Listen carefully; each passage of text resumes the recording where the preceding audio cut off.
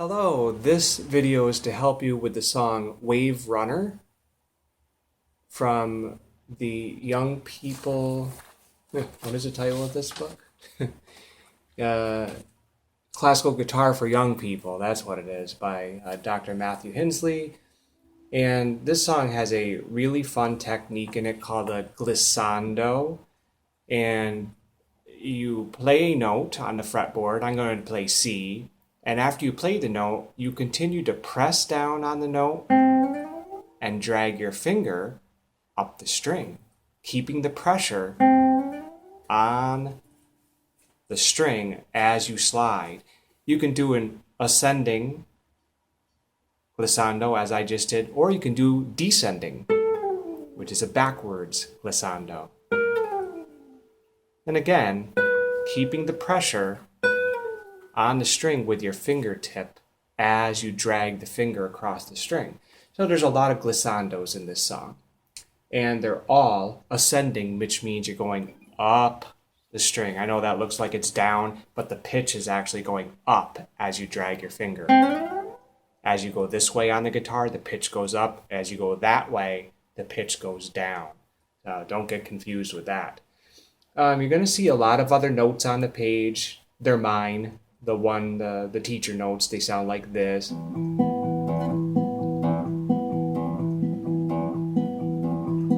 And while that's going on, your notes come in the second measure, and they sound like this. All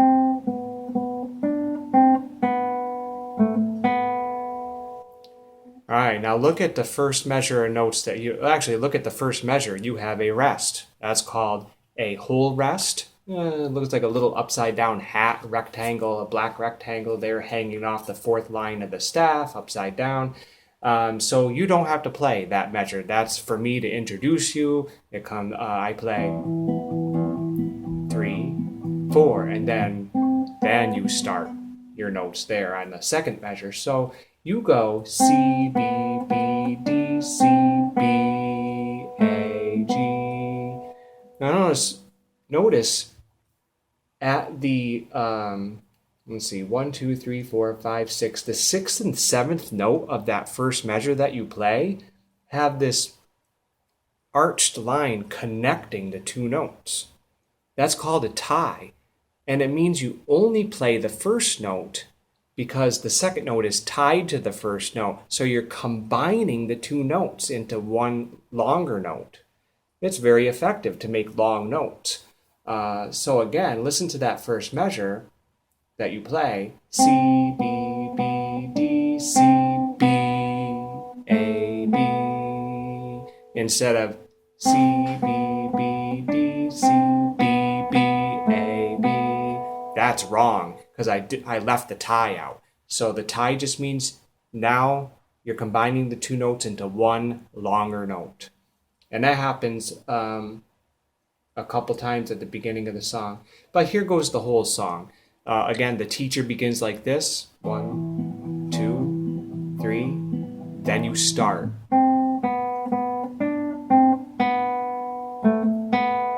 2, rest, rest. 1,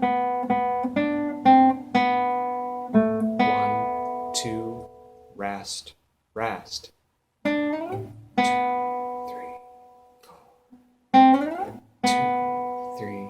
4.